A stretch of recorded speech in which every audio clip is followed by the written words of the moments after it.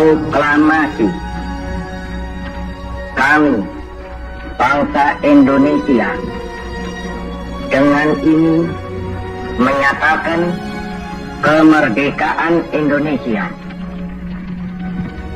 Hal-hal yang mengenai pemindahan kekuasaan dan lain-lain diselenggarakan dengan cara saksama dan dalam tempo yang sesingkat-singkatnya. Jakarta, 17 Agustus 1945, atas nama bangsa Indonesia, Soekarno-Hatta.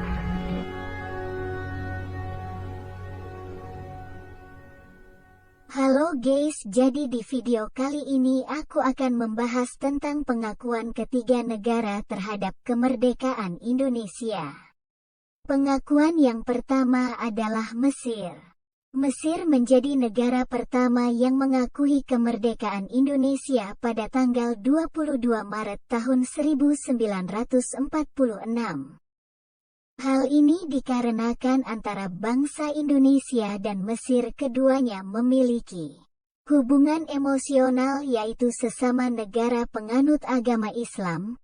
Nah, hal tersebutlah yang menjadi salah satu faktor Mesir mengakui kemerdekaan Indonesia, terbukti dengan adanya dukungan pertama yang datang dari organisasi Sesi Ikhwanul Muslimin yang dipimpinan oleh Hasan al-Banna. Dalam organisasi inilah Ikhwanul Muslimin memberikan kesempatan seluas-luasnya kepada mahasiswa dari Indonesia untuk menulis berita kemerdekaan RI di koran lokal. Para pemuda orang-orang Mesir juga melakukan kemerdekaan RI dengan mengadakan demonstrasi di depan Kedutaan Besar Belanda di Kairo, Mesir.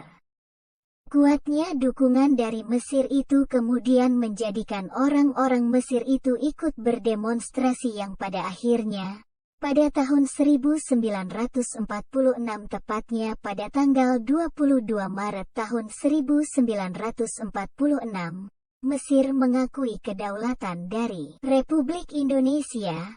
Hal ini kemudian dilanjutkan dengan dukungan Liga-Liga Arab pada tanggal 18 November tahun 1946. Mesir yang merupakan negara yang paling kuat di Liga Arab, itu kemudian memberikan seluang kepada Liga Arab untuk mendukung kemerdekaan Republik Indonesia dan kemudian melakukan demonstrasi, melakukan tekanan kepada PBB untuk ikut pula mengesahkan kemerdekaan Indonesia. Nah, hal tersebutlah yang menjadikan Indonesia masuk ke tanah de jure. Pengakuan de jure ini merupakan awal dari serangkaian peristiwa yang nantinya akan memberikan dukungan secara penuh negara-negara Islam. Jadi tidak hanya Mesir saja, nanti akan ada Palestina, kemudian Libanon, Suriah, itu yang akan melakukan dukungan atas kemerdekaan Republik Indonesia.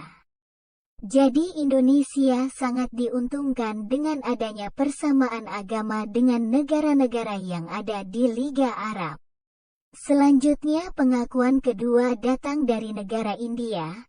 Secara sosiokultur Indonesia dengan India itu memiliki kedekatan kebudayaan, yaitu terlihat dari kebudayaan kita yang sebagian besar diimpor dari India. Kemudian yang kita bahas di sini adalah apa yang menjadi layar belakang atas dukungan India kepada Indonesia. Nah, jadi pengakuan kedaulatan India atas Indonesia itu dilatar belakangi oleh kesamaan nasib. Apa yang menjadi kesamaan nasib Indonesia dan India adalah India dan Indonesia sama-sama dijajah. India pada saat itu telah dijajah oleh Inggris dan Indonesia dijajah oleh Belanda. Nah, hal tersebutlah yang menjadikan Indonesia masuk ke ranah de jure.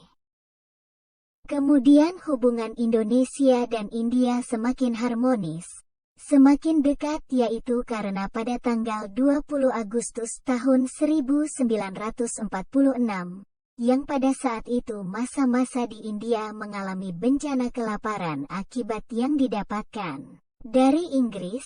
Nah, di sini Indonesia memberikan itikat baiknya, yaitu dengan memberikan berupa beras sebesar 500 ton ke India.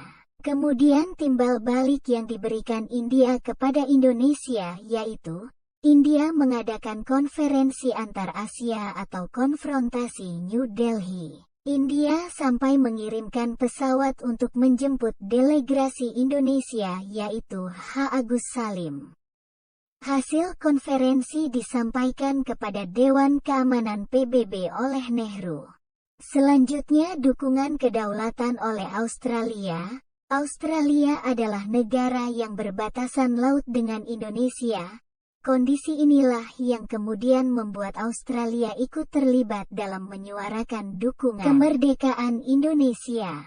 Lalu kemudian adanya pembelaan delegasi Indonesia dalam sidang PBB. Nah, delegasi Indonesia ini memiliki misi untuk memperjuangkan kedaulatan Indonesia di dunia internasional. Pada saat itulah PBB memberikan kesempatan kepada Sultan Sejahrir untuk berbicara di sidang Dewan Keamanan PBB. Belanda juga dituntut oleh Sultan Sejahrir untuk menghentikan agresi militer dan mencabut seluruh tentaranya dari Indonesia. Menurut Sultan Sejahrir, keberadaan tentara Belanda mengancam kedaulatan Indonesia yang sudah merdeka. Oleh sebab itu, PBB kemudian mengeluarkan resolusinya pada tanggal 1 Agustus tahun 1947. Pada saat sidang Dewan Keamanan PBB 1947 akhirnya menghasilkan dua keputusan, di mana Indonesia diwajibkan untuk membuat laporan sesungguhnya tentang kondisi Indonesia. Pembentukan Komisi Tiga Negara, KTN, yang akan membantu menyelesaikan konflik. Terima kasih sudah menonton. Jangan lupa untuk like, subscribe, komen, and share guys. Sampai jumpa di video selanjutnya.